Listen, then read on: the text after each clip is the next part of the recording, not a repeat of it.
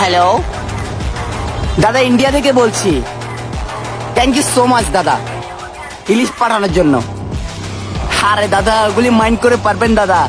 ওগুলি মাইন্ড করতে পারবেন না। ফেনীতে, নোয়াখালীতে, লক্ষ্মীপুরে একটু পানি দিয়ে পিছন মেরে দিছিলাম, এগুলো মাইন্ড করে পারবেন না।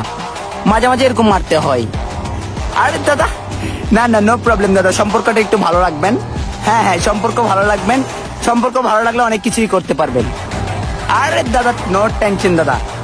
আরে দাদা, আপনারা তো বাঙালি দাদা, আপনাদেরকে পিছন মারলো আপনারা ভুলে যান দাদা, নো প্রবলেম দাদা, আপনারা তো। আরে দাদা, কি বলেন?